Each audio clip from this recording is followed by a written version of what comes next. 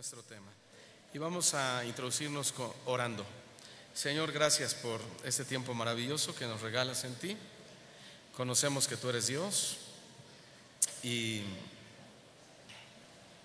bueno, estamos en un mundo infestado de tradiciones, de pensamientos, filosofías, y a nosotros nos toca ser la luz en medio de las tinieblas, Señor, porque tú nos llenas con tu luz.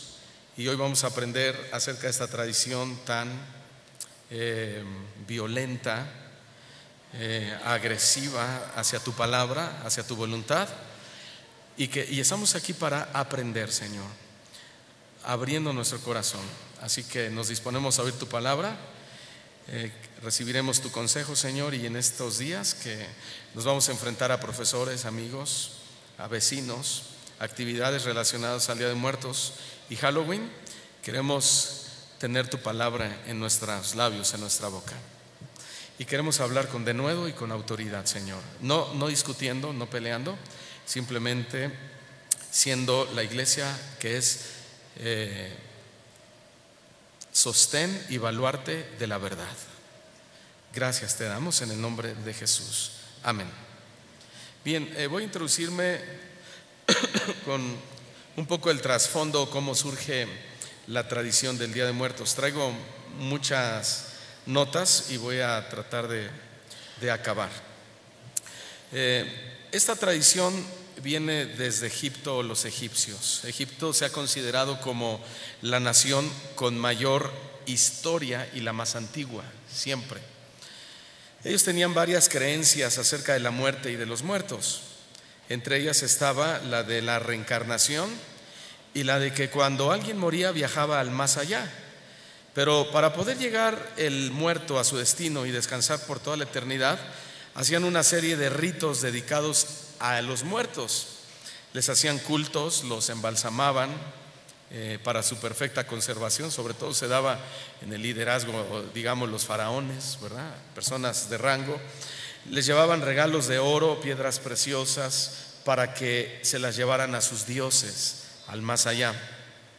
En realidad el culto a los muertos inicia ahí en Egipto, y Egipto en la Biblia representa al mundo de pecado. Esto es muy importante, un mundo gobernado por Satanás y sus demonios.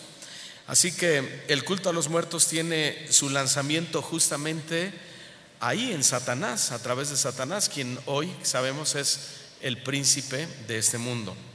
Pero como Satanás es el príncipe, lo acabo de decir, del mundo entero, esa misma tradición la trajo hasta nuestro país, y de hecho a todos los países alrededor del mundo, ¿verdad?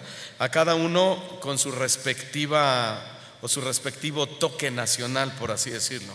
Como en el caso de los Estados Unidos de Norteamérica, pues llegó con el nombre de Halloween, pero finalmente tiene la misma base y otras derivaciones que no vamos a tocar el día de hoy.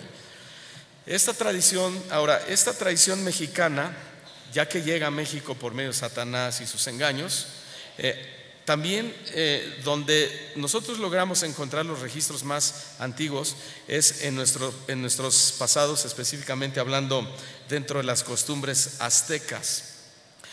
Dentro de sus costumbres, ellos al fallecer le doblaban las piernas al muerto en posición de sentado, afirmaban sus brazos y piernas atándolos firmemente, y en un lienzo acabado de tejer colocaban el cuerpo, al cual le ponían en la boca una bella pieza de jade que era el símbolo del corazón de la persona que había muerto.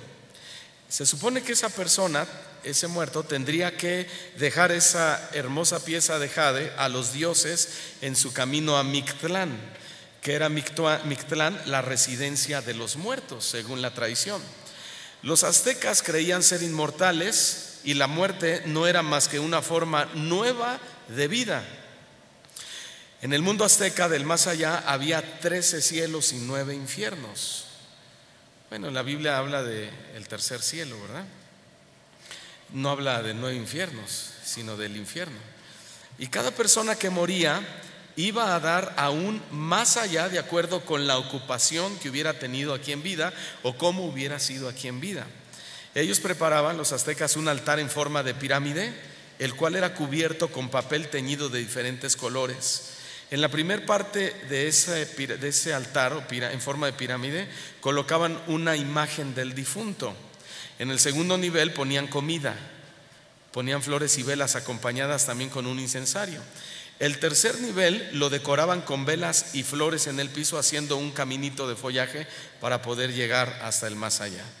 Con la llegada de los españoles se hace una fusión de los altares mexicanos con los altares de ellos, y lo que tenemos ahora es una combinación de la cultura mexicana con la europea. Y así es como surge la tradición del Día de Muertos en nuestro país, de forma muy breve. Ahora, la fiesta del Día de Muertos se realiza el 31 de octubre, el 1 y 2 de noviembre. Son días señalados por la Iglesia Católica para celebrar la memoria de todos los santos y de los fieles difuntos. El 28 de octubre se destina a los muertos que fueron asesinados con violencia, de manera trágica. El 30 y 31 de octubre son días dedicados a los niños que murieron sin haber sido bautizados y a los más pequeñitos. El 1 de noviembre, o Día de Todos los Santos, es la celebración de todos aquellos que llevaron una vida ejemplar, y también se celebra a los niños ese día, 1 de noviembre. El día 2 de noviembre es el llamado Día de los Muertos, y es la máxima festividad de su tipo en nuestro país. Celebración que comienza desde la madrugada con el sonido de las campanas de la iglesia y la práctica de ciertos ritos, como adornar las tumbas y hacer altares sobre las lápidas, lo cual tiene un gran significado para las familias mexicanas, porque se piensa que ayudan a conducir a las ánimas o a las almas y a transitar por un buen camino tras la muerte o después de haber muerto. Lo mismo que pensaban los egipcios, ¿se acuerdan? Cuando hacían su camino. Para celebrar esta tradición se deben tomar en cuenta los siguientes elementos. Número 1, el altar de muertos, ¿sí? El altar de muertos es un elemento fundamental en esta tradición, porque los familiares de los difuntos tienen la creencia de que el espíritu de sus difuntos regresa del mundo de los muertos para convivir con la familia viva ese día. Y al regresar, regresa para consolarlos y confortarlos por la pérdida del mismo espíritu que supuestamente se aparece. Esencialmente para eso es el altar, para tener un encuentro del muerto con los vivos. El altar se conforma de la siguiente manera: se coloca en primer lugar en una habitación. Los más comunes son de 2 niveles que representan el cielo y la tierra, pero también hay altares de 3 niveles que añaden el concepto del purgatorio. Pero también hay altares de 7 niveles que simbolizan los pasos necesarios para llegar al cielo, pasos necesarios para llegar al cielo y así poder descansar en paz. Este altar de 7 niveles es considerado como el más tradicional por excelencia. Después, ese altar debe tener las ofrendas. ¿Y cuál es el significado? Las ofrendas deben contener una serie de elementos y símbolos que inviten, o mejor dicho, que invoquen al espíritu del difunto a viajar desde el mundo de los muertos para que conviva ese día con sus deudos. También el altar debe llevar una cruz. La cruz va en la parte superior del altar, a un lado de la imagen del difunto, y puede ser de sal o de ceniza. Esta cruz fue introducida por los españoles en señal de su conquista. También el altar tiene que contener la foto de las ánimas del purgatorio, es decir, la foto de tu abuelito, de tu tío, de tu papá, de tu mamá, de tu hijo, de quien haya muerto, hablando en un sistema de incredulidad afuera, ¿no? Fuera del cristianismo.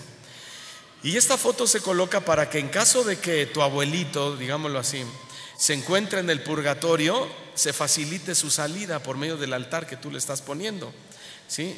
Entonces, y se pone la foto para que en ese purgatorio no se permita la salida de nadie que no sea aquella persona que se le está haciendo un altar, y para eso se puso la foto. Según la creencia católica, los que mueren habiendo cometido pecados veniales, ¿cuáles son los pecados veniales? ¿Alguien sabe?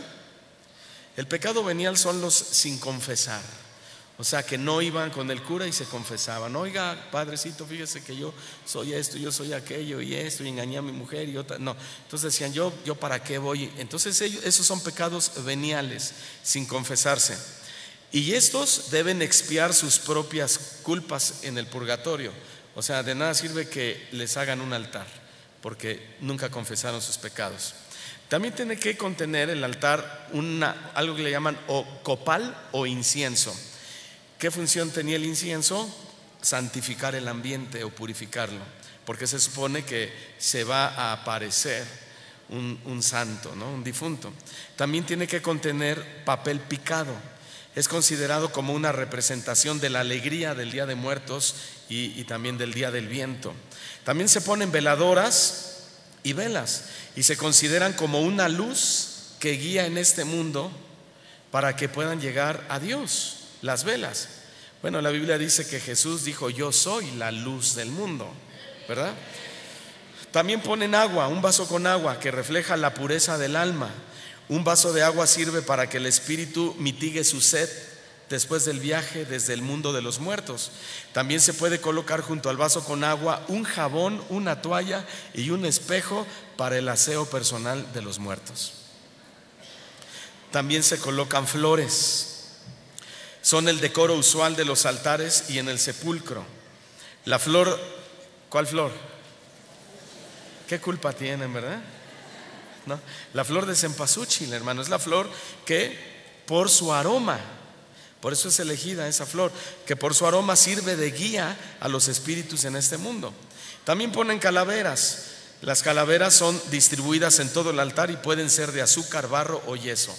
Se les considera una alusión a la muerte y nos recuerdan que la muerte siempre está presente entre los vivos.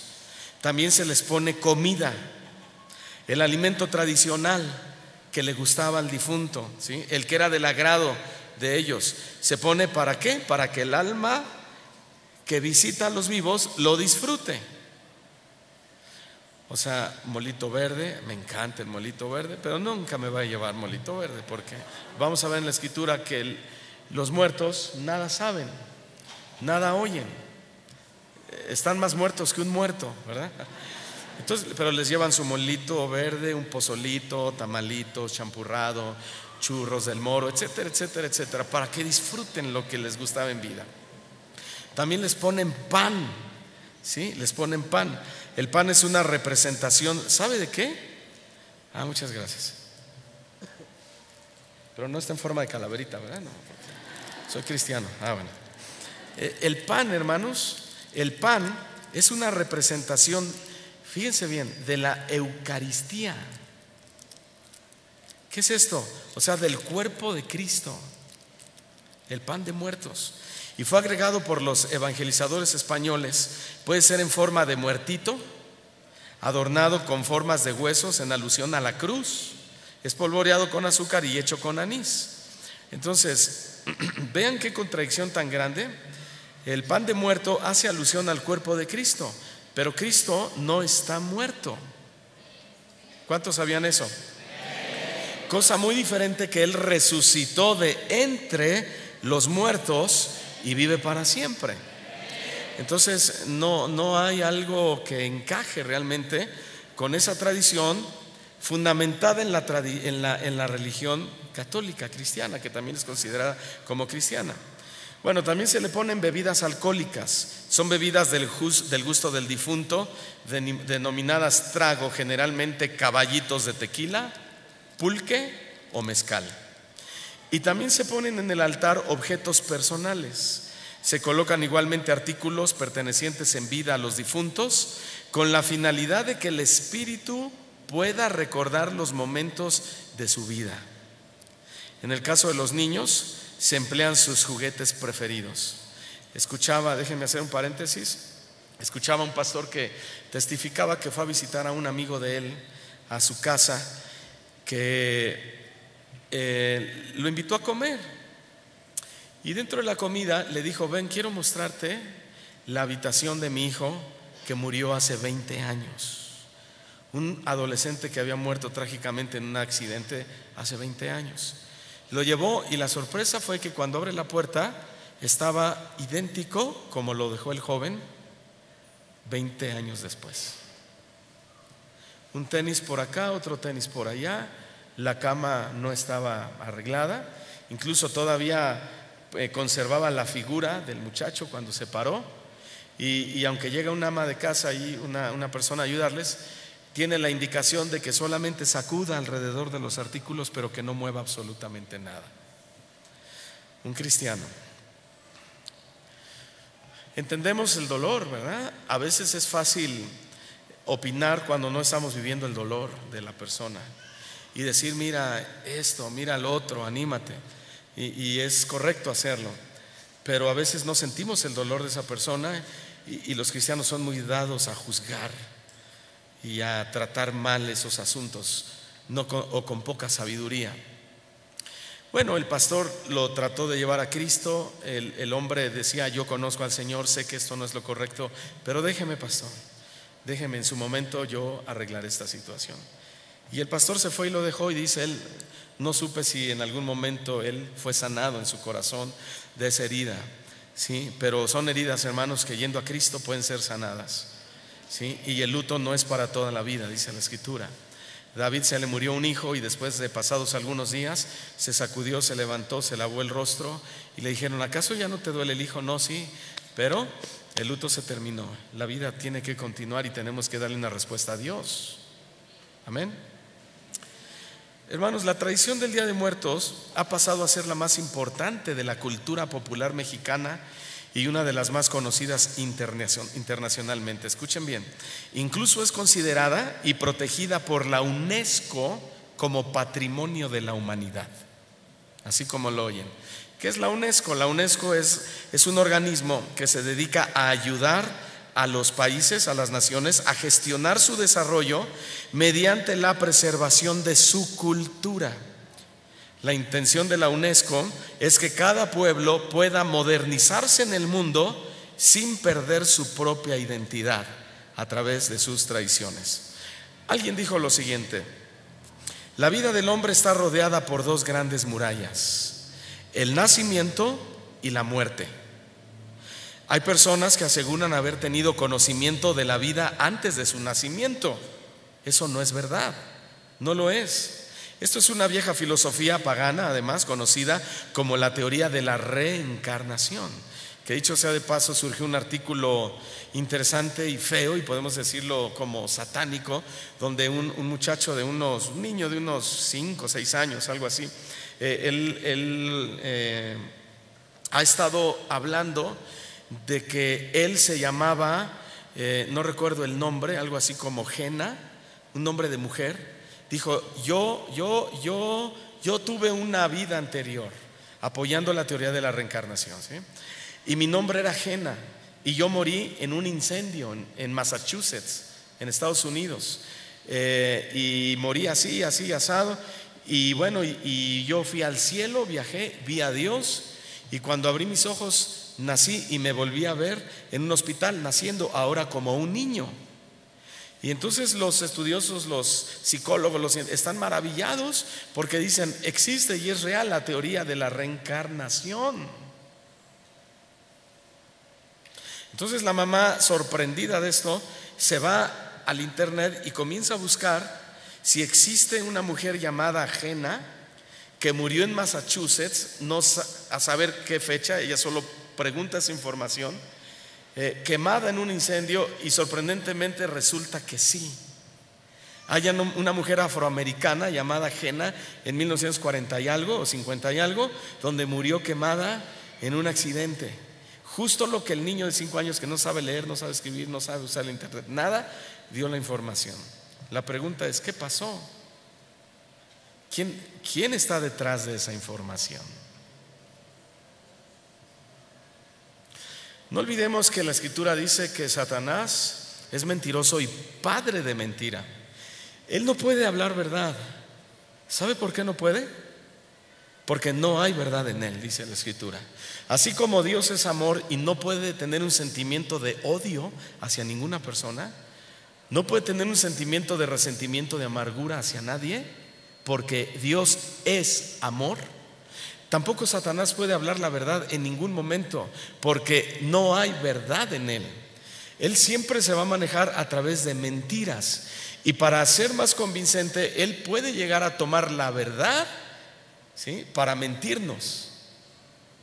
Y ahí es donde debemos tener mucho cuidado. Decía un predicador que el mayor porcentaje de cristianos que van a ir al infierno será por falta de discernimiento, porque les manejaron una mentira como verdad, o tomaron una verdad y la hicieron una mentira, y al no discernirla creyeron y la abrazaron, sea cual sea.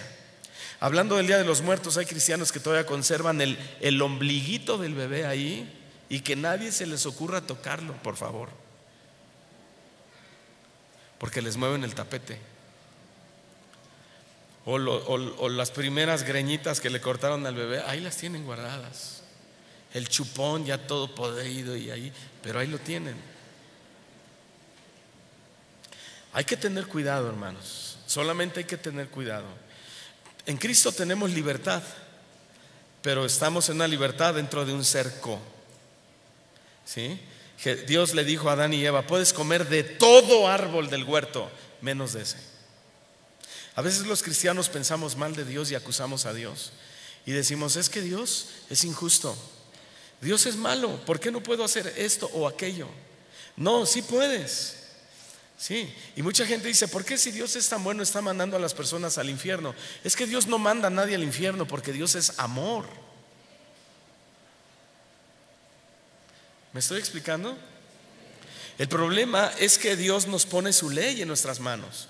Si yo a ti te digo: te quiero regalar 1,000 pesos, ¿cuántos necesitan 1,000 pesos? Y hay 5 o 6 personas ahí que necesitan 1,000 pesos. Y yo te digo, lo pongo 1,000 pesos en mi mano y te digo: te regalo 1,000 pesos.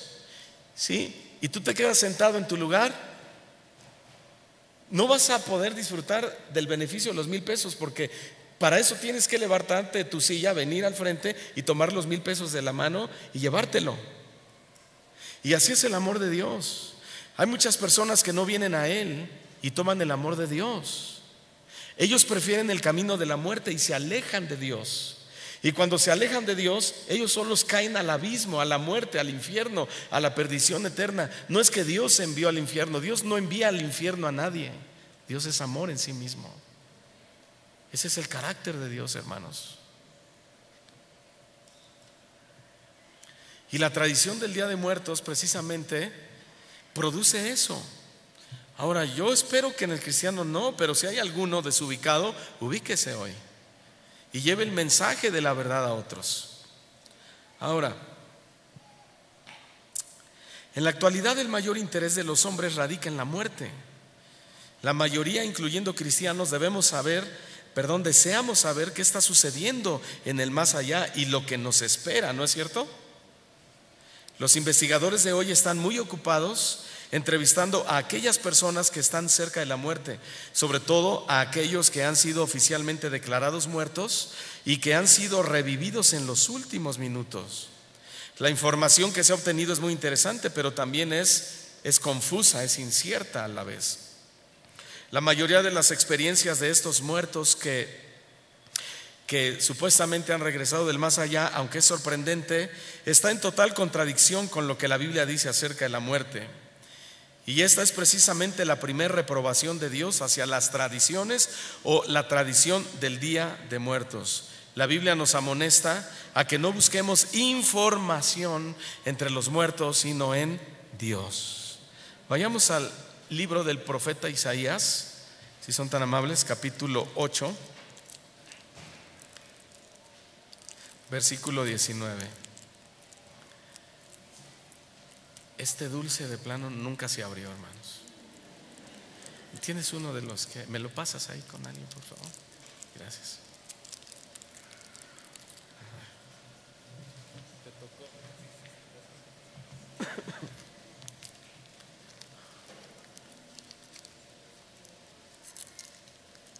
Isaías capítulo 8, versículo 19. ¿Lo tienen? Y es una instrucción de Dios a su pueblo. Recuerden que el pueblo de Israel recibió leyes, ¿sí?, de parte de Dios para que supieran conducirse sobre la tierra que Jehová su Dios les daba.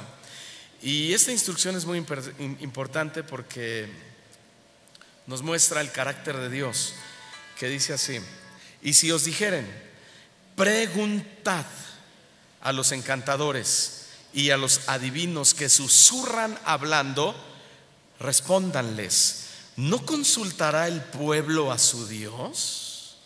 ¿Consultará a los muertos por los vivos? Qué respuesta, ¿verdad, hermanos? Hasta ahí.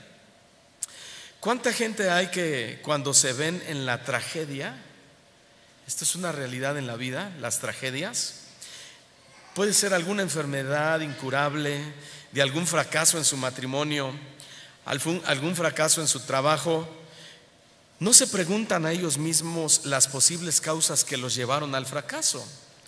No se preguntan si quizás su falta de diligencia, algún descuido en su alimentación los llevó a una enfermedad, o el haber descuidado a su esposa los llevó al fracaso familiar, al engaño, al adulterio, al divorcio, etcétera. Créanme que ahí encontraríamos muchas respuestas de nuestros fracasos. Pero el problema del mundo es que en lugar de hacer eso, de usar un sentido común, de preguntarse a sí mismo ¿qué estoy haciendo mal?, hacen lo peor. Van con el brujo a que les lea la mano, que les lean las cartas, que les lean el tarot, que les lean los astros, etcétera, etcétera, etcétera.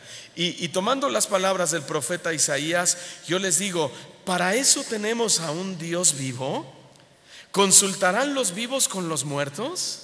¿Acaso no tenemos a un Dios vivo y todopoderoso para ir y preguntarle a Él y decirle: Señor, estoy viviendo en un fracaso de esto, de esto, de esto, de aquello, ¿me puedes ayudar? ¿Por qué ir, así como lo escuchan, con Satanás a través de sus emisarios? Recuerden que la Escritura dice que Satanás con sus demonios se visten como ángel de luz, ¿no es cierto? ¿Y cuál es el propósito? Engañar aún a los escogidos, también dice en otra parte de las Escrituras. Nosotros tenemos a un Dios vivo, hermanos. El Señor Jesús dijo en Éxodo y en Deuteronomio que el paganismo, los paganos hacen dioses, imágenes que tienen ojos no ven, tienen boca no hablan, tienen oídos no oyen, tienen piernas y no pueden caminar, tienen que ser cargados por los mismos fabricantes. Dicen, los más pobres los hacen de madera según su capacidad económica, los más ricos los hacen de otros tipos de materiales más caros, pero dice el Señor, semejantes son los unos a los otros, los dos están muertos. ¿Acaso no tenemos a un Dios vivo para hacerle nuestras preguntas? Es interesante la palabra consultar porque significa dirigir una pregunta esperando una respuesta. Y eso es lo que hace la gente en esta época del Día de Muertos. Le hacen preguntas a los muertos esperando una respuesta. ¿Y saben qué? Que muchos sí la reciben. Muchos sí reciben respuesta, pero no de sus difuntos, sino de Satanás directamente, que está detrás de esta tradición. ¿Consultarán los muertos por los vivos? La gente va al panteón y le hace preguntas a su difunto. Le preguntan a su abuelita que los aconsejaba, le preguntan a su padrino que los bautizó, a su mamacita santa, van y le preguntan, hasta al muertito que le recomendaron porque era muy bueno, van y le preguntan. ¿Sí? ¿Y todo eso para qué? Esperando una respuesta a sus preguntas. Además de ser totalmente antibíblico, es totalmente pagano a los ojos de Dios. Y el colmo es cuando un cristiano hace lo mismo. ¿Y por qué digo esto? Porque el año pasado le pregunté a alguno de ustedes aquí en la congregación: oye, ¿por qué no vino hoy tu familia? Vi que llegaste tú solo. Y la respuesta fue: no vinieron, pastor, porque fueron a llevarle su ofrenda de muertos a mi abuelita. Cristianos. Es increíble la ignorancia que todavía hay en muchos, hermanos. ¿Consultarán los vivos con los muertos? ¿Les suena lógico que un vivo hable con uno que está muerto? A ver, respóndanme. No, por supuesto que no, porque nuestro puro sentido común que Dios nos dio nos dice que eso es totalmente irracional. Además, la Biblia dice que los muertos nada saben. Eclesiastés capítulo 9 versículo 5. Eclesiastés 9 versículo 5.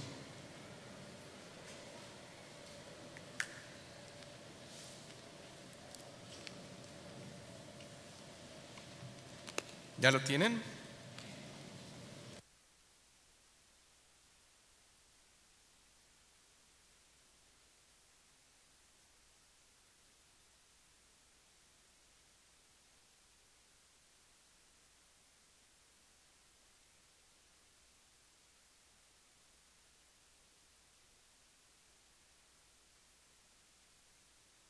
Dice así: porque los que viven saben que han de morir. ¿Cuántos saben eso? ¿Sí o no? O me va a decir, no, yo rechazo, cancelo. Y otros dicen, reviro. No, los que viven saben que han de morir, pero los muertos nada saben, ni tienen más paga, porque su memoria es puesta en el olvido. Esa es la realidad. La realidad es que si en vida hay preguntas que no encontramos la respuesta, menos estando muertos. Esta frase nada saben significa que no poseen conocimiento ni ninguna información de absolutamente nada. Pongámoslo de esta manera: ¿usted le preguntaría cosas a una pared? No, dicen, esa pregunta ni se pregunta. Bueno, yo se las pregunto. Oye, pared, ¿qué será en 10 años? ¿Sí? ¿Le preguntarías cosas al piso? Oye, piso, ¿qué hago con mi esposa que es tremenda? ¿Sí? ¿Hablarías con un objeto, con una pelota, con un pan, con un ladrillo, etcétera? ¿Lo harías? No. Oye, pan, ¿cómo le puedo hacer para ser feliz? Por supuesto que no. Pues hablar con muertos es exactamente lo mismo, hermanos. No tiene sentido, porque tanto la pared como el suelo como un muerto, según acabamos de leer, nada saben, no poseen información de nada. Más bien, hacer eso sería un síntoma de locura o de esquizofrenia o algo parecido. Si nosotros los humanos no tenemos ninguna autoridad sobre nuestra vida, mucho menos la tenemos después de la muerte. Esto es muy importante, hermanos. ¿Sabes que tú no tienes autoridad sobre ti mismo? La Escritura dice que vuestros cuerpos son templos del Espíritu Santo, el cual es de Dios. Y tú no puedes tomar una decisión sobre tu cuerpo solo porque creas que es tu cuerpo. Tú no puedes decir, me suicido porque adiós mundo cruel, me ha ido muy mal en la vida, esto, lo otro. Al fin que ya oí por ahí una enseñanza que dice que si te suicidas va al cielo, y te suicidas te cuelgas en una horca, agarras, planeas, buscas una silla de cierta altura, de ciertos centímetros, buscas una soga que resista lo suficiente para los kilos que tú pesas, investigas en el internet cómo se hace un nudo de tal manera que no se rompa cuando te vas a colgar, la amarras en un lugar firme donde sepas que no se va a caer, ¿sí? Y entonces esperas el momento preciso, cuando más mal te sientas, te pones la soga al cuello, pateas con tu pie derecho la silla, te dejas caer y te matas.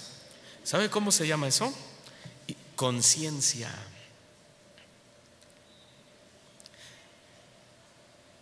Te estás quitando la vida conscientemente, y la paga es la muerte, el infierno. Porque la Escritura dice en Pedro, el que destruya el templo de Dios, Dios lo destruirá a él.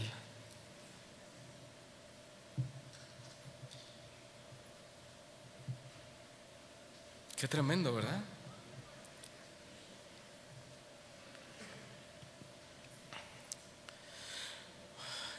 Y después, ya muertos, los quieren invocar para que ese muerto venga y consuele a los vivos. Ahora, no hay poder humano que pueda hacer hablar a un muerto. Y si alguien dice que lo ha logrado, no ha sido el difunto quien ha hablado, sino Satanás, que opera detrás del engaño y de la tradición del Día de Muertos. Solo hay uno que tiene la autoridad sobre la muerte. ¿Quién? Díganlo ustedes. Jesús, que es Dios. Él es el único que tiene la autoridad sobre la muerte. Y Él no nos dio ningún acceso para hablar con los muertos. ¿Saben por qué? Porque solo Él tiene las llaves de la muerte. Y la Escritura lo afirma en Apocalipsis capítulo 1 versículo 18. Apocalipsis 1:18 dice: y el que vive, refiriéndose a nuestro Señor Jesucristo, y estuve muerto, es Él quien habla, mas he aquí que vivo por los siglos de los siglos. Amén. Significa así sea, ratificado. Significa eso es una verdad absoluta, el amén. Y tengo las llaves de la muerte y del Hades, a donde van los muertos. Llave. La palabra llave que usa Juan significa lo mismo que significa hoy para nosotros una llave. ¿Qué es una llave? Bueno, el significado es es un dispositivo de metal que sirve para bloquear o desbloquear un mecanismo de cierre. En el original hace referencia a una llave de madera. Ahora, les pregunto a ustedes nuevamente, ¿para qué nos sirve una llave?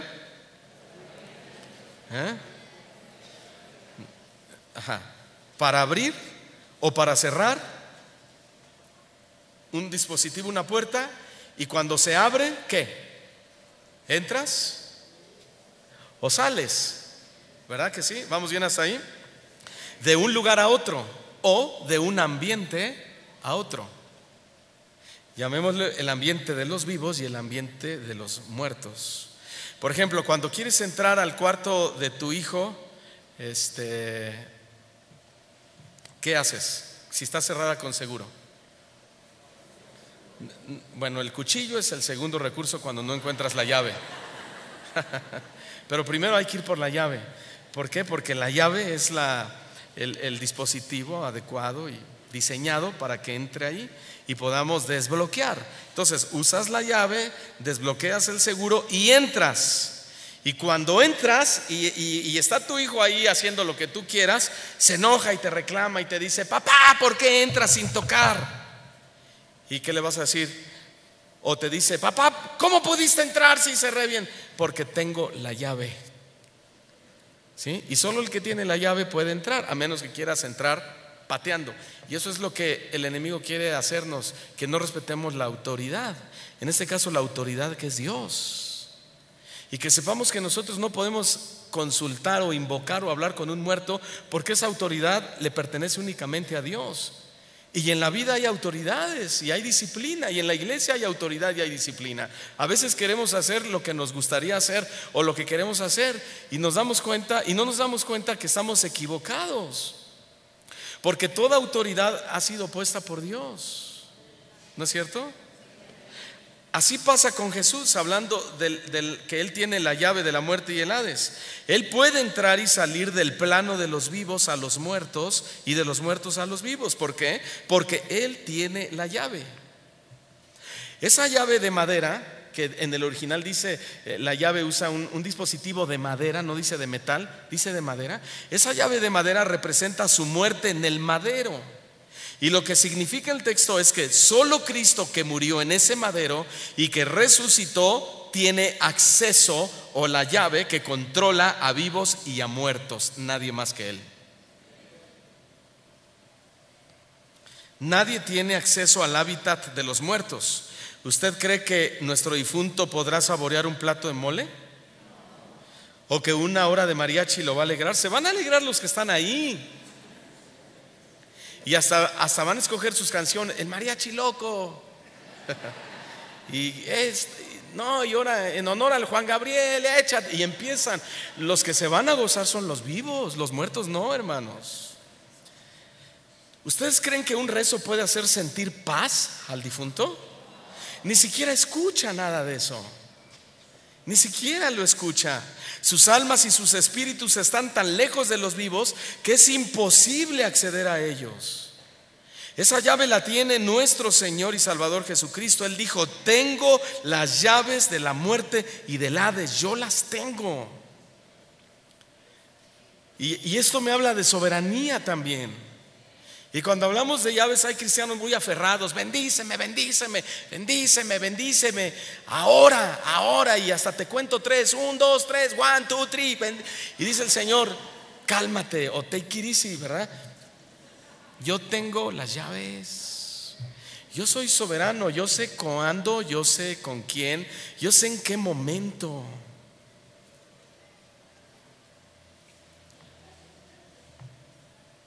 A veces el cristiano porta un llavero de llaves clandestinas que no abren las puertas del cielo, pero sí abren las puertas hacia una dimensión del enemigo, donde nos miente y nos miente y nos miente, y pasan los años y vivimos engañados. Entonces, si los seres humanos después de que mueren no tienen más oportunidad de relacionarse con los vivos, ni en apariciones, ni hablando, ni haciendo ruidos extraños, ni poseyendo a alguna persona, hay dos cosas que sucede cuando una persona muere. Eclesiastés capítulo 12, versículo 7, si son tan amables. Eclesiastés 12, versículo 7. Y el polvo vuelve a la tierra como era. Eso sucede cuando una persona muere. Vuelve a la tierra y el espíritu vuelve a Dios que lo dio. ¿Sabías que tienes un espíritu? ¿Quién te lo dio? Dios. ¿Sí? ¿Sabías que tú fuiste tomado del polvo? Éramos simple barro, hermanos, ¿no? Que el Señor por su gracia y su bondad puso soplo de vida en nuestras narices y fuimos alma viviente. Gloria a Dios por eso, ¿verdad, hermanos? Por eso Él es el único que tiene derecho de dar la vida y quitar la vida. Que nadie le reclame a Dios: Señor, ¿por qué te lo llevaste? Señor, era tan bueno. Ese es el tema de la soberanía de Dios. Entonces dice: el polvo vuelve a la tierra como era y el espíritu vuelve a Dios que lo dio. Este libro de Eclesiastés lo escribe Salomón, y Salomón está describiendo el proceso que sufre una persona cuando muere. Sufrimos la desintegración de nuestro cuerpo físico y el aliento de vida que Dios nos dio vuelve a Él, que es nuestro espíritu. ¿Por qué? Porque cuando morimos, nuestros cuerpos se van a un destino diferente y quedan desunidos entre ellos. Y al quedar desunidos, eso imposibilita absolutamente su forma de regresar con los vivos. Quedaron desunidos. El alma fue a un lado y el espíritu fue a otro lado, y el cuerpo bajó al polvo, al barro. Entonces, cuando un ser humano fallece, ¿qué sucede? Dios recoge su espíritu de su cuerpo y el cuerpo vuelve a la tierra de donde fue tomado. Lo vemos en Job capítulo 34, versículo 14. Ustedes van anotando y yo les voy leyendo. Dice Job 34, 14: si Él, o sea Dios, si Él pusiese sobre el hombre su corazón, o sea, no el corazón de Dios en el hombre, sino el corazón que Dios puso a cada uno de nosotros. ¿Qué es el corazón en la Biblia? El corazón es el alma, o en otras palabras, el asiento de nuestras emociones, ahí en nuestro corazón. Entonces dice que Dios puso sobre el hombre eso, nuestra alma, nuestras emociones. Somos seres que tenemos emociones por diseño de Dios. No es malo tener emociones. Si hace rato las hermanitas del coro se emocionaron porque estaban alabando a Dios y empezaron a danzar y a brincar, y yo creo que no faltaría uno que otro que estaban diciendo: mira, estas hermanas ya están en la carne. No, no están en la carne. Es doctrina bíblica también, ¿sí? El punto es ser sobrios y prudentes, ¿sí? Y no irnos al descontrol o al desorden total de algo que ya no glorifica a Dios, porque la alabanza y la adoración debe glorificar a Él, ¿sí? Entonces dice así: si Él pusiese sobre el hombre su corazón y recogiese Dios así su espíritu y su aliento, ese es nuestro espíritu. Verso 15: toda carne perecería juntamente y el hombre volvería al polvo. ¿Quién puso el alma y el espíritu en la persona? Dios. Y cuando morimos, ¿quién recoge esa alma y ese espíritu? Dios. Entonces, ¿podemos recibir información de ellos, de los muertos? No. ¿Por qué? Porque todo su ser desapareció, quedó desintegrado y quedaron desunidos. Lo que hace que una persona pueda pensar, hablar, comer, manifestarse, moverse, ¿qué es? Es la unidad o es la unión del alma y el espíritu y el cuerpo que Dios nos dio. Pero al morir, Dios recoge esa alma y ese espíritu y el cuerpo queda totalmente desintegrado en la tierra. Estas tres partes del hombre, cuerpo, alma y espíritu, terminan en tres lugares diferentes y muy apartados el uno del otro. El cuerpo se disuelve en la tierra. El alma va a otro lugar donde está en espera de ser llevada a juicio, ya sea para salvación o para perdición. Y el espíritu vuelve a Dios que lo dio. Ese espíritu lo recibió Adán cuando Dios sopló en su nariz. Por eso Él es llamado el Padre de todos los vivientes, de todos nosotros. Y a través de Él recibimos el mismo Espíritu de Dios. Eso lo dice Génesis 2, versículo 7. Entonces Jehová Dios formó al hombre del polvo de la tierra y lo forma, y quedamos como muñecos de barro sin vida. ahí parados en la tierra. Pero sopló en su nariz aliento de vida y fue el hombre un ser viviente. Ahí nos puso el espíritu y también nos puso su semejanza. ¿En qué somos semejantes a Dios? En eso, en que Dios es espíritu y nosotros tenemos espíritu. Esa es nuestra semejanza de Dios o con Dios. ¿Lo ve? Entonces es un grandísimo absurdo pensar que podemos comunicarnos con los muertos llevándoles flores y diciéndoles cuánto les extrañamos, porque ya Dios les recogió su alma y su espíritu y están en lugares separados y muy, muy, muy lejos de nosotros. Hermanos y amigos, el tiempo para dar flores es en vida. ¿Sí? El tiempo para dar flores, para llevarlos a comer a su restaurante favorito. Si es el Tox, llévalo al Tox. Si es el Vips, llévalo al Vips. ¿Sí? Llévalo. Hablarles el tiempo, el momento para hablarle bonito a tu esposa, a tu esposo. El tiempo para pedir perdón por el maltrato que se dieron se terminó cuando una persona muere. Se terminó. Ellos están separados de la vida y ya nada pueden hacer. Esas actitudes, más que acciones, son actitudes. Debemos hacerlas en vida. ¿Sí? Y es en ese sentido que es imposible que podamos comunicarnos con ellos, y mucho menos ellos con nosotros en forma de espíritu o de lo que sea. El espíritu, que es quien mueve al hombre, ni ha quedado en pena, ni mucho menos en algún purgatorio. Entonces, ¿dónde quedó? Volvió a Dios, quien lo dio. Eclesiastés 12, versículo 7 dice que el polvo, Eclesiastés 12, 7, y el polvo vuelve a la tierra como era. Pero el espíritu vuelve a Dios que lo dio. ¡Fum! Sube hasta el cielo, hasta la presencia de Dios, mejor dicho. Quiero leerles un artículo católico romano que hay en la red. El artículo se llama ¿Podemos orar por los difuntos?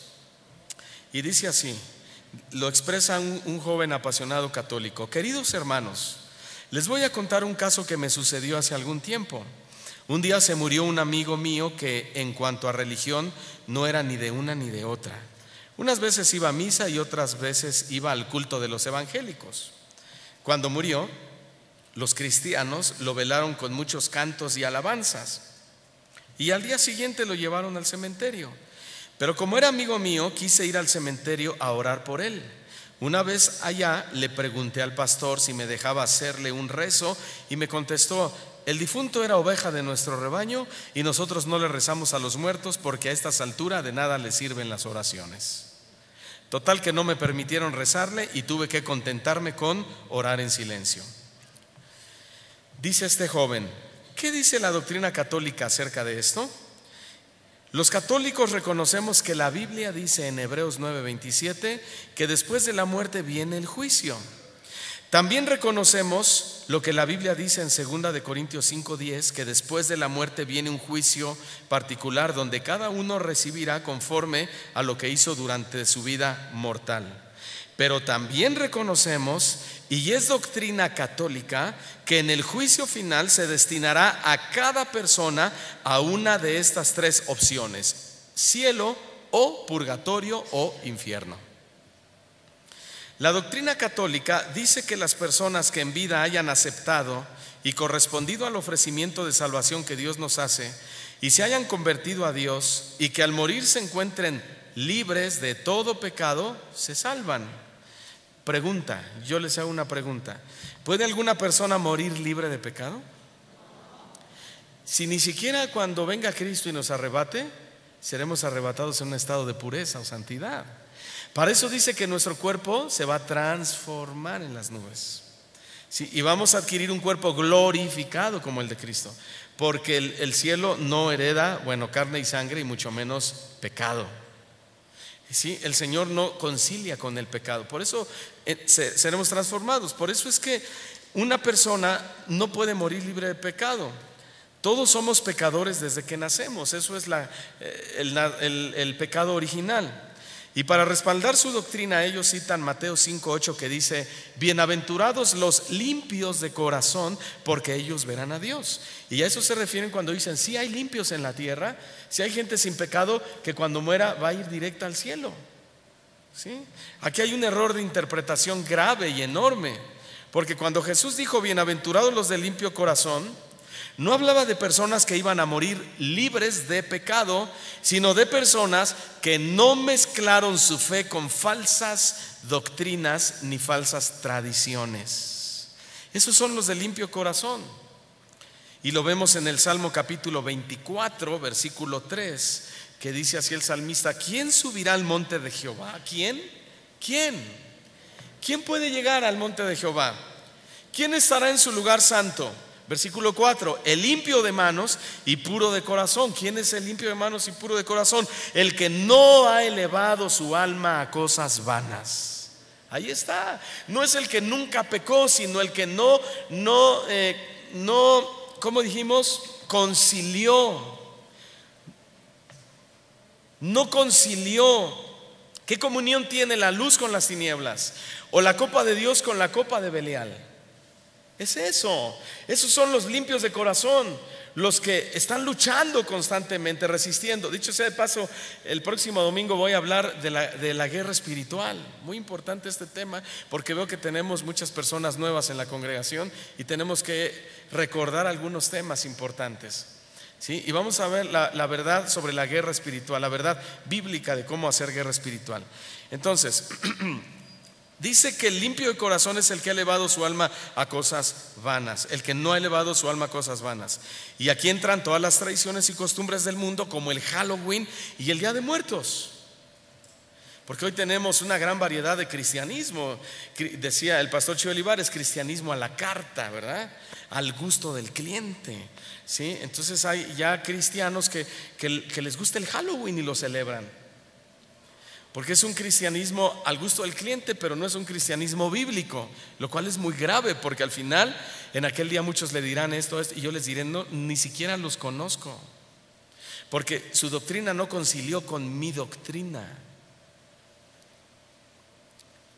Hablaban de mí, predicaban de mí, pero no vivían de acuerdo a lo que ustedes enseñaban. Y hablo de todo. Ahora, la Biblia también dice que no hay ni siquiera un santo, ni hay un justo, ni siquiera sobre la tierra. No hay ni siquiera uno que busque a Dios. Esto quiere decir que en efecto nadie puede morir libre de pecado. Romanos 3 versículo 10 dice: como está escrito, no hay justo ni aún uno. ¿Qué significa no haber justo? No hay ni un recto, no hay ni uno bueno, no hay ni uno íntegro, no hay ninguno aprobado. Hoy nadie puede pararse en un púlpito y decir: hermanos, a mí me dijo Dios que yo soy un justo, o sea, por mí, por mis propias obras o por mi santidad. Porque sí somos justos en Cristo, en la justicia de Dios. Sí somos santos en la santidad de Cristo, pero no somos justos por nuestras propias obras, ni somos santos por nuestras propias obras. Somos santos en Cristo. ¿Cuántos dicen amén? Perdón. Entonces dice: como está escrito, no hay justo ni aun uno. Verso 11: no hay quien entienda, no hay quien busque a Dios sobre la tierra. Versículo 12: porque todos se desviaron, todos en una misma mentalidad y en un mismo propósito se hicieron inútiles. No hay quien haga lo bueno, no hay ni siquiera uno. Entonces es imposible que algún ser humano se vaya al cielo en un estado libre de pecado al morir. No hay ni siquiera uno. ¿Cómo entonces un humano que por naturaleza es malo, cómo un humano que por naturaleza es malo puede orar por un muerto para que descanse en paz, cuando ese muerto también fue malo cuando estuvo vivo? ¿Lo ve? Es totalmente falso. Y Satanás está detrás de todo movimiento falso, engañando a las personas. ¿Qué acontece entonces con los que mueren? Según la tradición católica, dice: los que mueren en gracia de Dios se salvan, van directamente al cielo. Los que rechazan a Dios se condenan. Los que rechazan a Dios se condenan. Y Dios hizo una obra maravillosa hace 2000 años. Envió a su Hijo Jesucristo a morir por nosotros. Y mire, permítame, y en esa muerte, en ese sacrificio, en el Vía Crucis, Él sufrió por nuestros pecados y fue el cumplimiento de Isaías 53, ¿sí? El castigo de nuestra paz fue sobre Él, etcétera. Por sus llagas fuimos nosotros curados, sanados. Enfermedades del pecado, enfermedades del cuerpo también las incluye, etcétera. Y Jesús fue maltratado por nosotros, ¿lo sabían? Fue vituperado por nosotros, ¿sabían eso también? Qué cosa, ¿no? Pero el Papa Francisco acaba de afirmar que la muerte de Jesús en el Vía Crucis es el fracaso de la historia de Dios. Yo sé que muchos ya lo han visto eso.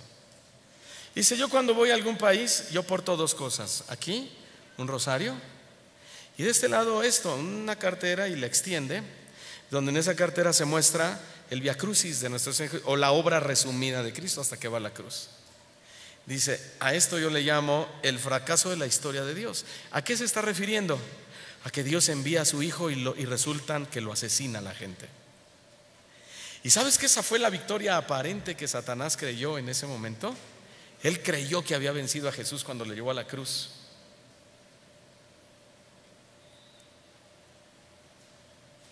Pero Jesús en la cruz decía: perdónalos, perdónalos. Y al de al lado le decía: hoy estarás conmigo en el paraíso. El cumplimiento del Vía Crucis y de la obra de Cristo aquí en la tierra fue sobrenatural, fue divino y fue en favor a cada uno de nosotros. Y yo no veo ningún fracaso de Dios ahí, todo lo contrario. Ahora sí, dele fuerte el aplauso al Señor.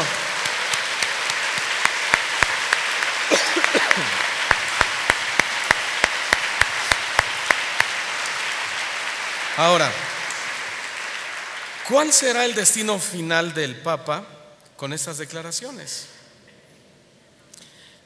Dedúzcalo usted. Pero el siguiente Papa podrá rezar para sacarlo del infierno, porque si quizás se encuentra en el purgatorio, sí, según doctrina católica romana. Pero ¿qué ocurre cuando los que mueren en pecado venial, dicen los católicos? ¿Qué es un pecado venial? Venial es un pecado minúsculo, o que no han pagado plenamente por sus pecados, dicen ellos. Ahí está la diferencia entre católicos y evangélicos. Los católicos creemos que el purgatorio, según nuestra fe cristiana, y el purgatorio es el lugar, dice, en donde por medio de Cristo, se purifican las almas. O sea, no la purificación viene por el lavamiento de la sangre de Cristo, no, sino por el purgatorio dando permiso a Cristo. Dice: de los que han muerto en gracia de Dios, pero que aún no han pagado plenamente por sus pecados. El purgatorio, dicen ellos, no es un estado definitivo, sino temporal. Y van allá solo aquellos que al morir no están plenamente purificados de las impurezas del pecado. Y solo por mencionar algunas obras que tienen concedida indulgencia y que si las llevas a cabo en vida pueden purificarte cuando estés muerto y llevarte al cielo, son el rezo del rosario, la visita al Santísimo Papa o al Santísimo Padre durante por lo menos media hora, que ni de Santísimo tiene nada, ni mucho menos de Padre. Uno es vuestro Padre, el que está en los cielos, dice la palabra, ¿sí?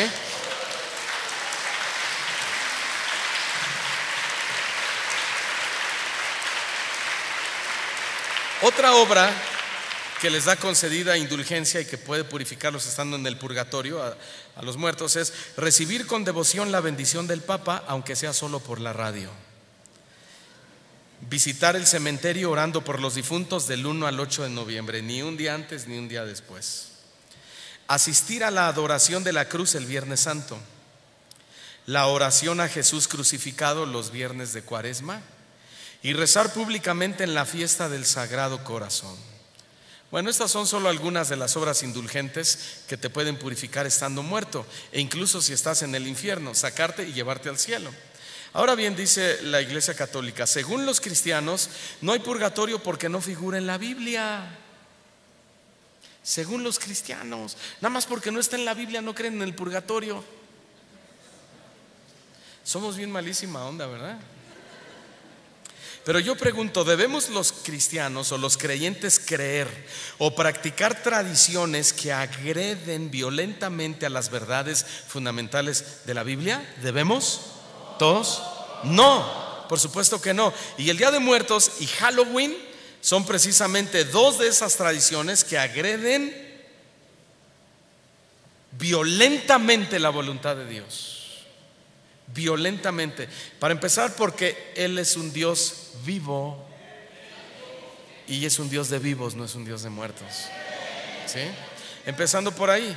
Entonces, la respuesta de un cristiano o de un hijo de Dios debe ser que solo creemos y obedecemos a lo que está escrito en la Biblia. Lo demás lo desechamos por lo que dice Romanos capítulo 15, versículo 4. Lo desechamos porque dice Pablo, porque las cosas que se escribieron antes para nuestra enseñanza se escribieron. Y antes se escribieron muchas cosas interesantes en Deuteronomio y en Éxodo acerca del culto a los muertos.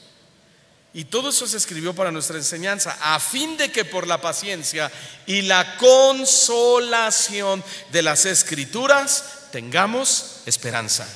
¿Cuántos dan gloria a Dios por eso? Ok, nuestra esperanza como hijo de Dios solo puede provenir ¿de dónde? Lo acabamos de leer. De lo que dicen las Escrituras, no de alguna tradición. ¿Sí? Y dicen, ya queremos que llegue el Día de Muertos, ya queremos para expiar su culpa, para rezar por él, para consentirlo y llevarle su comida favorita, esto y lo otro. No, el muerto nada sabe, ya lo vengo explicando de arriba para abajo. ¿Sí? ¿Qué tenemos que entender? Que la consolación no es para los muertos, es para los vivos. Y los vivos vamos a recibir la consolación estando muertos por medio de la Escritura, de lo que dijo la palabra, enfáticamente hablando de las promesas de la salvación y de la vida eterna por medio de nuestro Señor Jesucristo. Ahí está nuestra consolación. Nuestra esperanza como hijos de Dios procede de la Escritura. Miren, fui a visitar al hospital a un hermano muy querido que ya está desahuciado y a punto de morir, y es muy triste entrar a un hospital en una zona donde hay mucha gente así, ¿verdad? Ustedes lo saben, es muy triste. Oyes sus quejas, ves sus rostros, ¿sí? Sin consolación, sin esperanza. Los ves llorar, ves su tono de piel. Es muy triste estar ahí, hermanos. Y al final ese hermano muy querido dijo: pastor, si muero, no importa. No importa, voy a extrañar a mi familia, sí, pero estaré mucho mejor con Dios que aquí en la tierra. ¿Y sabe qué? Esa es la consolación por las Escrituras que nos habló el apóstol Pablo. Que un hijo de Dios no llora con las mismas lágrimas que llora un inconverso. No sufre como uno que no tiene a Dios en sus vidas. Pablo lo dijo con toda claridad: el morir sería ganancia. Si vivo, dice el canto viejito, si vivimos para Dios vivimos, y si morimos para Dios morimos. Sea que vivamos o que muramos, del Señor somos. Eso es lo que dijo Pablo. El vivir es Cristo y el morir sería ganancia. Y en otra de sus epístolas claramente dijo: yo quisiera estar con Dios, lo cual sería mucho mejor que estar aquí, pero todavía tengo que cumplir un propósito aquí en la tierra que Dios me ha encomendado, y eso es predicar su evangelio. Y tú tienes que predicarle el evangelio a todas aquellas personas que están queriendo consolarse, haciéndole un culto a sus muertos, y decirles: no, te equivocas. Dios es un Dios de vivos, no es un Dios de muertos. Y es en ese sentido y en ese contexto que debes dejar que los muertos entierren a sus muertos. Según nuestra fe católica, dicen ellos, no según la Biblia, Se pueden ofrecer oraciones, sacrificios y misa por los muertos para que sus almas sean purificadas de sus pecados y puedan entrar cuanto antes a la gloria a gozar de la presencia de Dios. En definitiva, dice la tradición católica, el porqué de esta diferencia entre los cristianos y nosotros es muy sencillo. Los cristianos solo admiten la Biblia. En cambio, para nosotros los católicos, oiga esto, la Biblia no es la única fuente de revelación. Nosotros tenemos la Biblia y la tradición. Pero veamos lo que la Biblia dice acerca de las tradiciones, ¿sí? Pero antes déjeme decirle algo. Hay tradiciones muy bonitas, ¿sí? Para poner un equilibrio en la enseñanza, ¿sí? Ya viste, ya el 10 de mayo, ya ni me pidas que te compre nada porque son del diablo. No, hay tradiciones muy bonitas como el 10 de mayo. Es muy bonito y no agrede ningún principio escritural. Eso es fundamental. Hay tradiciones muy bonitas como el Día del Niño también, o el Día del Padre, la Navidad, que significa nacimiento. Y son bonitas, ¿por qué? Pues varias cosas. Son ocasiones donde podemos acercarnos a la familia y además aprovechar y predicar la palabra de Dios. Pero así como hay tradiciones bonitas, también hay tradiciones feas que hacen a Dios a un lado y promueven mentiras y engaños, como el Día de Muertos. Y toda tradición, por muy bonita que parezca, si pone a Dios a un lado, es mala. Marcos capítulo 7, versículo 7 es precisamente lo que Jesús está diciendo. Pues en vano me honran, o en vano hacen lo que hacen y celebran el Día de Muertos y hacen el Halloween y esto y lo otro y ponen a Dios de por medio.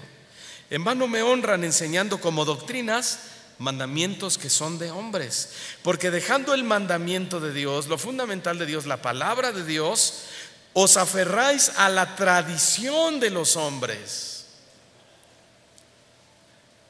Se aferran a la tradición de los hombres. Incluso en la iglesia hay tradiciones malísimas, hermanos. Hace tiempo nosotros tuvimos algunos problemas aquí en la iglesia porque queríamos llenar la iglesia de adelante para atrás y que no se sentara uno por allá y otro por acá y que quedaran como salero. Entonces algunos me propusieron, dije, no, pastor, hay que llenar de adelante para atrás. Y dije, ok, vamos a poner ese orden. Pero ese orden no nos funcionó, porque en lugar de que trajera orden, trajo contienda. Entonces el que llegaba temprano y que quería sentarse aquí, como fue el primero en que llegó, lo mandaban hasta la orilla. Y empezó a haber crítica y murmuración. Y yo le dije, ¿saben qué? Vamos a quitar ese orden en esta iglesia, porque no tiene nada que ver con el orden bíblico. No edifica a nadie, al contrario, está destruyendo. Si llega temprano alguien, que se siente donde quiera, para eso llegó temprano, punto. Y se vuelve tradición. Pero a veces dicen, no, es que aquí hay autoridad. ¿Autoridad o autoritarismo? Que son dos cosas muy diferentes. A veces no hay libertad, sino imposición. Pero en la iglesia tiene que haber orden. Y dentro del orden tiene que haber flexibilidad, pero tiene que haber orden también. Y de esa manera nos relacionamos bien y glorificamos a Dios. Entonces, ni es tanto que queme al santo, ni tanto que no lo alumbre.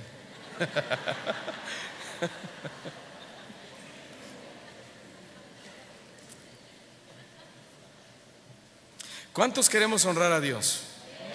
Bueno, a Dios lo honramos cuando creemos y obedecemos su palabra, no cuando hacemos cosas que otros hacen y que no están en la Biblia.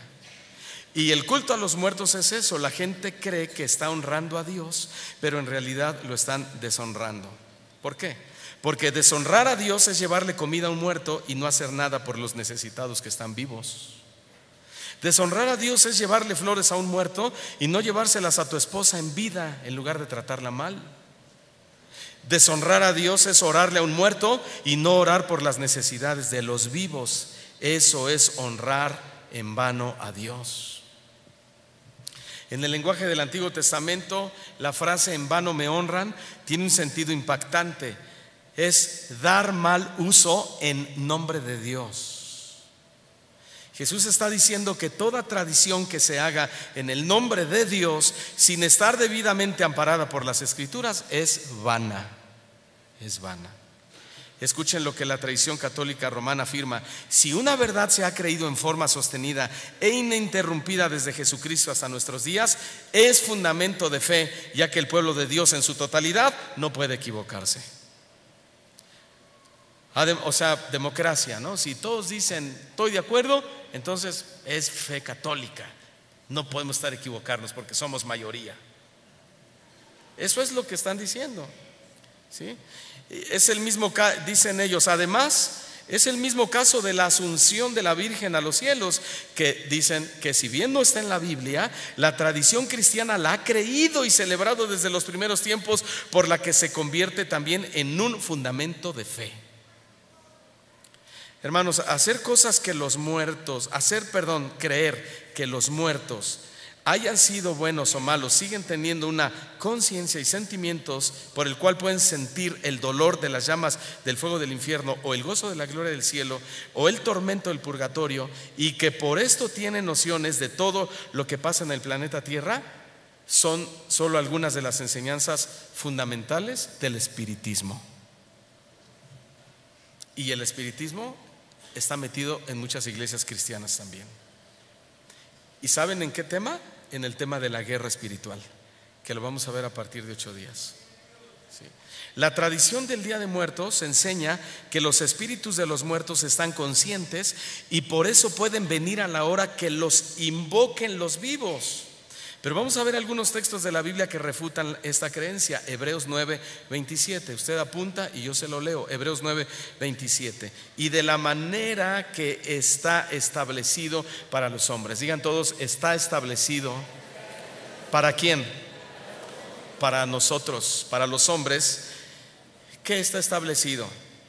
Que muramos una sola vez y después de esto el juicio.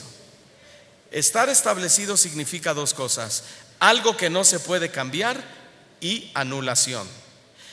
Esto es una regla general para los que estamos vivos, sin excepción. ¿De qué estamos hablando? Que los muertos no pueden venir a la tierra y por lo tanto, si los vivos los invocan, tal invocación, según el significado que es nula, toda invocación es anulada por Dios. ¿Por qué? Porque ya quedó establecido que todos vamos a morir una sola vez y después de eso el juicio.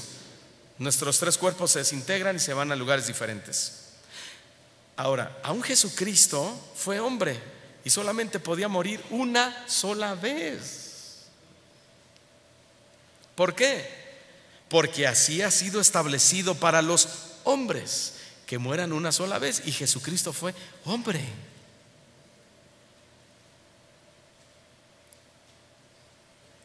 La tradición no puede atribuirle al hombre nada que Dios no tenga ya establecido en su voluntad. Y entonces, si los muertos no pueden regresar, ¿en qué estado se encuentran realmente? Eclesiastés 9, versículo 5, ¿lo anotan? Eclesiastés 9:5. ¿En qué estado se encuentran realmente los muertos si no pueden regresar?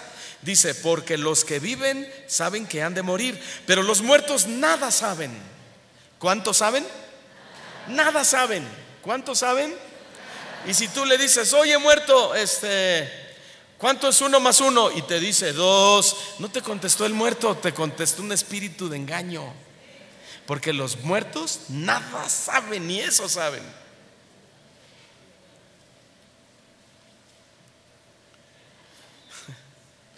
Hay que llegar y tirar veladoras y tirar cuadritos y todo, porque la verdad te tiene que hacer libre cuando la conoces. Dice: porque los vivos nada saben que han de morir, pero los muertos nada saben, ni tienen más paga, porque su memoria es puesta en el olvido. Alguien dijo: la vida en su peor forma, ¿sí? En su peor forma, me está yendo tan mal, no siento lo duro sino lo tupido, pero la vida en su peor forma es preferible a la muerte, porque en la muerte el ser no es consciente de nada. Toda sensación y emoción dejan de existir. Quedó olvidado a quien amaron, quedó olvidado su odio, su envidia, todo, y no tienen parte alguna en este mundo. Simplemente se acabó todo para ellos. En nuestro país se ha establecido el Día de Muertos como si ellos lo supieran. como si pudiesen salir de sus tumbas o como si pudiesen ser consultados a través de una especie de poder que en vida nunca tuvieron.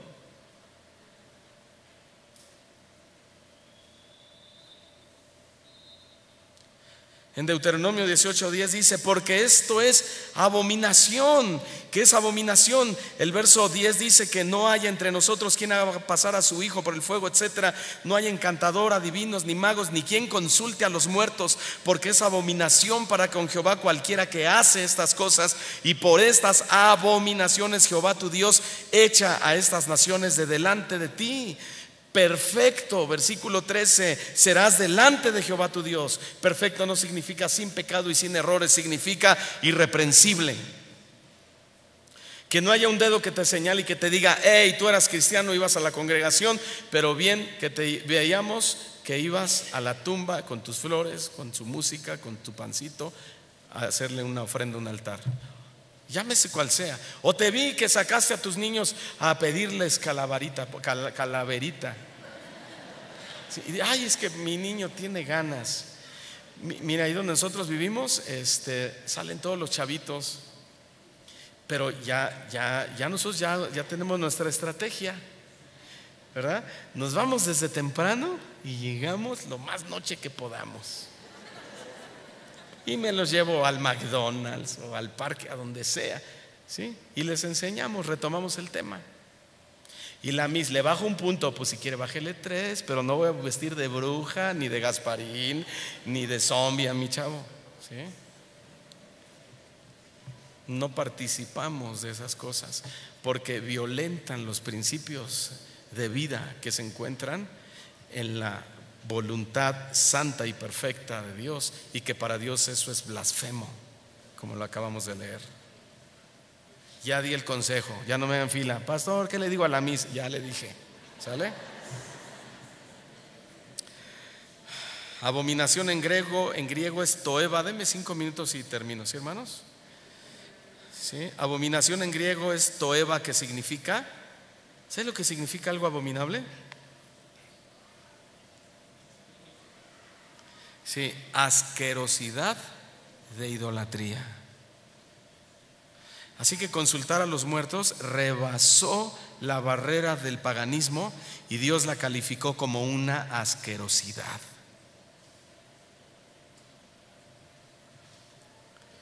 Es imposible, amigos, que Dios acepte esta tradición como inofensiva. Para Él es un pecado capital, así como lo oye. Por otro lado, algo que la Biblia sí dice y sí tiene sustento y va a tener cumplimiento relacionado a los muertos, es que los muertos, aún estando muertos, podrán escuchar una voz. ¿La de quién? La de Jesús. ¿Y para qué van a escuchar esa voz? Para dar cuentas de todas sus obras ante su presencia. Juan capítulo 5 versículo 28 y 29 lo dice: no os maravilléis de esto, porque vendrá hora cuando todos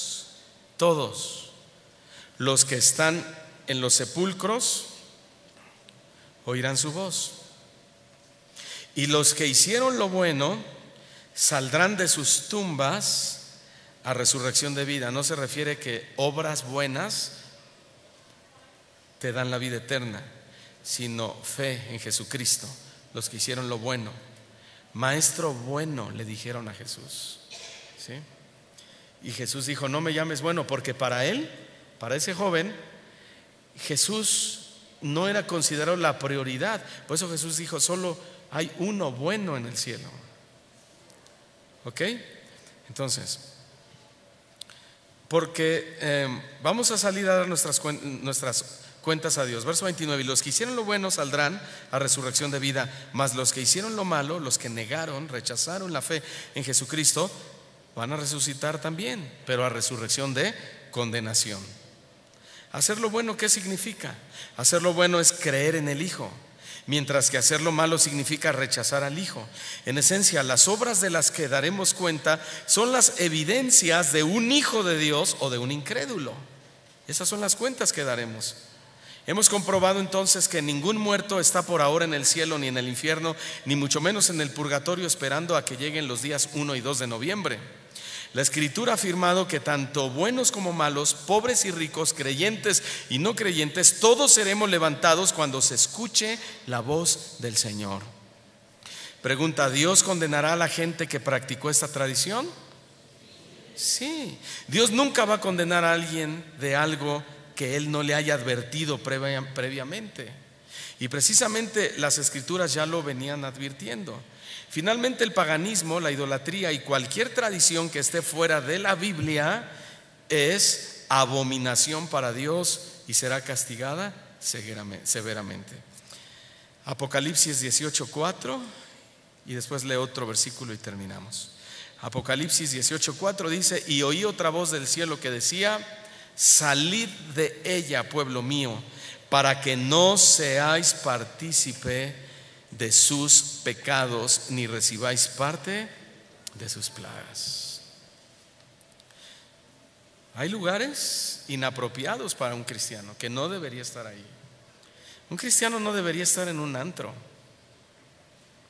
Amén. No, un cristiano no debería ir a un antro. Un cristiano no debería ir a un sepulcro a llevarle flores a un difunto. Un cristiano no debería aceptar la tradición de Halloween en su hogar y hacer que sus hijos salgan y pidan calaverita. Un cristiano no debe permanecer en una congregación donde no le están enseñando la palabra y se han convertido mandamientos de hombre, haciendo a un lado la doctrina de nuestro Señor Jesucristo. Hay lugares donde el cristiano no debe estar. A eso se refiere: salid de ellos, para que no sean partícipes de sus pecados, ni reciban parte de sus plagas. Entonces, el mensaje que Juan nos escribió consiste básicamente en que abandonar todo sistema de tradiciones que agreden su voluntad antes de que el propio sistema sea destruido y sea demasiado tarde. Tenemos que abandonar nosotros, no sea que el sistema sea destruido y dentro del sistema seamos destruidos nosotros también. El Señor no tiene tratos con el mal, no tiene tratos con el diablo.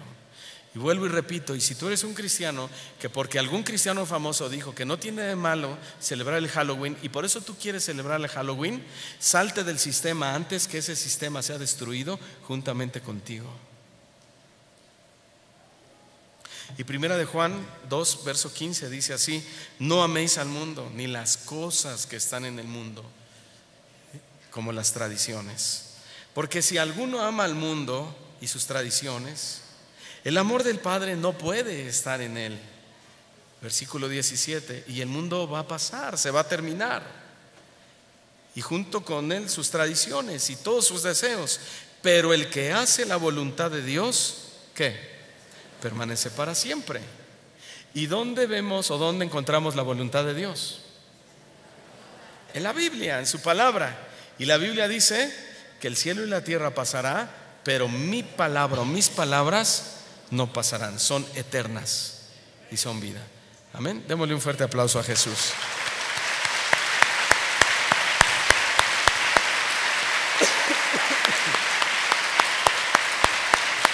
Gracias, Señor Jesús. Oremos.